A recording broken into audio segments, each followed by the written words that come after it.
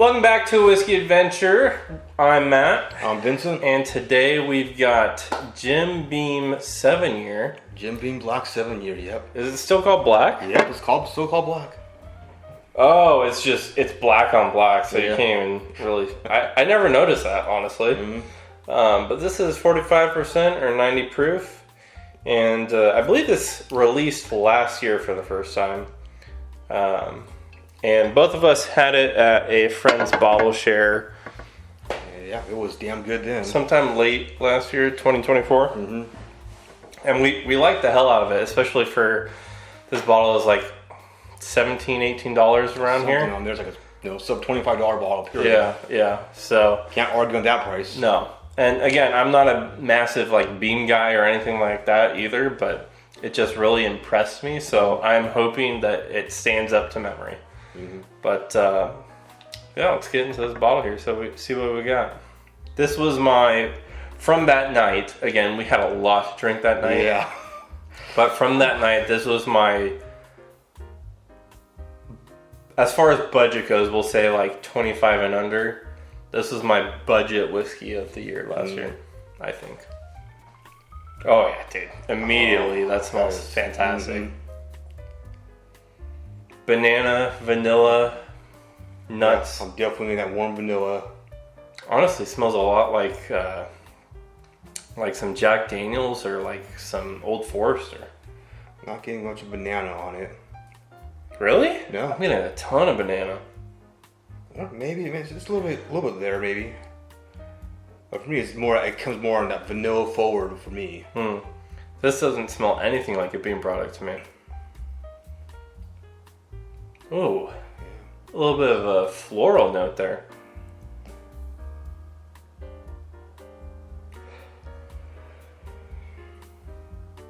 Yeah, it's like at the very top of the nose. Yeah, I'm gonna agree with you on that one. That's nice. Already the amount of notes we've said for a bottle this cheap is crazy. This cheap, yeah. But normally when you're getting a bottle this cheap, it's like, yeah, this tastes like bourbon. Mm-hmm. But yeah, that extra was a normal Beam is aged 4 years. This is an extra 3 years on top of it. Yeah. Definitely brings out a lot more notes. I mean, 7 years is a solid age statement, you know? Even if it was like a more expensive bottle, you know, that would still be a good age statement. But again, for under $20, 7 years is great. Mm-hmm. And it smells fantastic. Yeah, it does. I haven't, by the way, because I'm moving, most of my whiskey is packed up. All I've got is recent like cask strength stuff that I've bought. And so I've been drinking pretty much nothing but cask strength whiskey. And so this nice mellow 90 proof is just really like a breath of fresh air and like relaxation for me. It's gonna tip out though.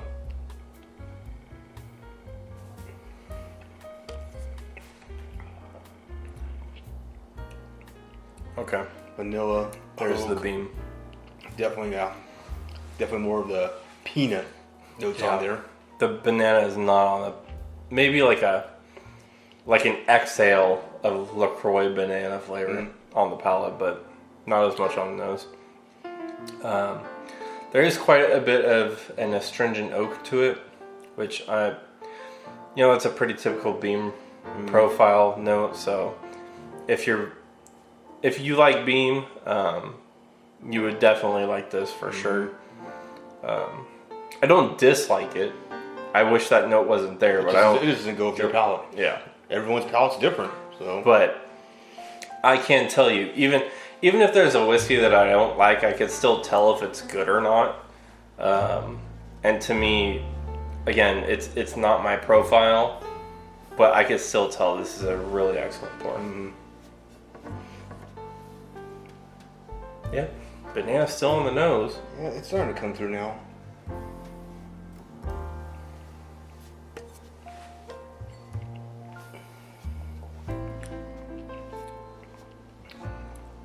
It's got a nice viscosity to it as well. I even don't mind so much the front of the astringent note. It's just really the finish on it where it like really gets astringent, and that's where I'm not liking it.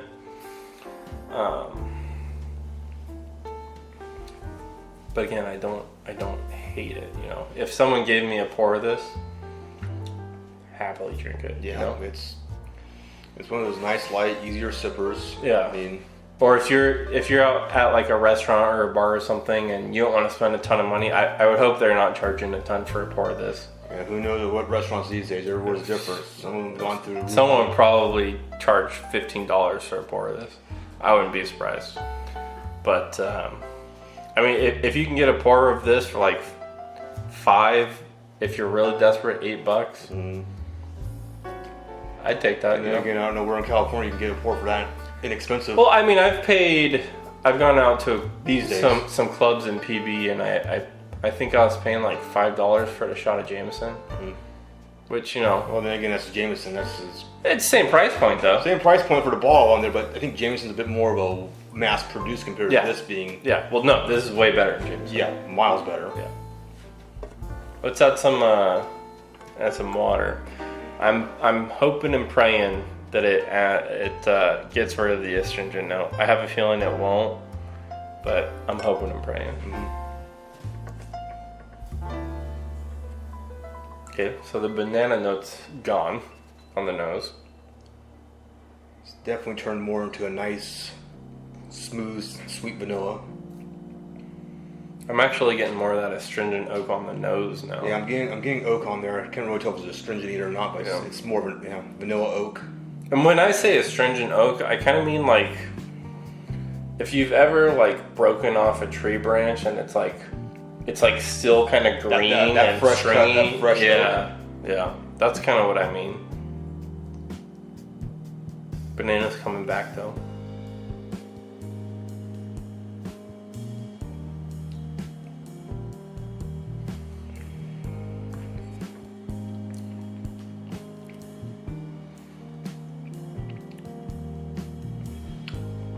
Okay. You know, I might like that more. It sounds pretty good, yeah. It takes away that, I don't get that classic bean profile anymore on it. All the nuts, the peanut notes are gone, or muted down. Get a lot more vanilla. They're muted. They're still there, but they're there. muted. Yeah. Still get the vanilla, still get the oak. Get a little bit of caramel. Okay. The astringency is still there, but it's actually exactly how I want it. The astringency finish is gone. It's just the front half, which is significantly better and more palatable. I will say the mouthfeel is much thinner now after the water, which kind of is unfortunate. I wish I could have the mouthfeel of it without water, with the flavor of it with the water. But yeah, I'm gonna say, I mean, that's also the flavors after the water. They're not as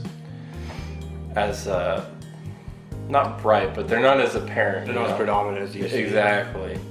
But it's more palatable, so that's kind of where you gotta pick and choose. Can't have your cake and eat it too, as they say. I still don't really understand that. Well, then again, we've had some where it's like the opposite. Like it both ways, with the water, without the water. Yeah. I mean, again, for like an $18, $20 bottle, this Definitely a buy. easy shelfer. Easy shelfer, easy everydayer. I'm trying to think. I would definitely rather have this over Standard Buffalo Trace. I'm gonna concur with you on that. It's because I've seen more Standard Buffalo Trace that are getting locked away, hidden away behind bars. Really? Yeah. What? Yeah, I'm not going. Do what you want with it. You can give me a bottle of that stuff. I'm gonna fuck with it. 'Cause I'm not gonna drink it by itself. I'm gonna try and finish on it or something, because it's just kind of boring to me. But I'm trying to think. So like, I would rather have Elijah Craig small batch over this. Okay. I would rather have 1792 small batch, but then you're starting to get quite a bit higher in price. Right. Both of those honestly are closer to the 25 to 30 range, especially these days. There's not many whiskeys around the 15 to 20 range that I've even had, let alone had that are this good, you know? Right. So if you guys haven't had this, go pick up a bottle. I mean, surely you can afford $20 of a whiskey, right? Like that's gonna, even if you're in college, I get it. I've been there, broke college student. Yeah, we've both been there. This will last you longer than a 6-pack of Coors Light, as far as getting fucked up. You know what I mean? You'll get more fucked up on this than a 6-pack Coors Light. So get this, and you'll almost certainly enjoy it. I would have known a 6-pack of Coors Light when I was in college. On there, it was usually 6-pack of Stone. I mean, well, I never did the whole Coors Light thing either. My first beer was Weihenstephaner, and I've never been into like the macro beers. If you're getting a macro beer, in my opinion, and it sounds awful, but in my opinion, the best like really macro beer is PBR. Okay. I think it's got pretty decent flavor. But Yuengling, I haven't had that. That's more of like an East Coast thing that I've heard really good things about. Mm-hmm. But before we get too off track, that's going to be it for this video, you guys. If you guys have had this, let us know what you guys think of it. Definitely down in the comments below. Again, it's a great bottle. You should definitely have one of these in your collection, especially if you got a smaller collection. You could definitely surprise, even some like whiskey nerds would be surprised at how good this is for how cheap it is. Yeah. So, but if you guys have any bottles that you would like for us to check out, let us know down in the comments below, and we'll try and get a sample or bottle locally. That way we can bring that review to you guys. We want to make you guys happy and bring the reviews you guys want to see. So, that's what we're going to do our best at. But at the same time, we're still going to do the reviews that we want to do, like all the balcones and stuff. Yeah, definitely balcones. That's just some good shit. He's properly brainwashed now. Yeah, you don't know what you're missing on that. Expand your palates, everyone. Yeah. But yeah, that's going to be it. We'll catch you guys next time.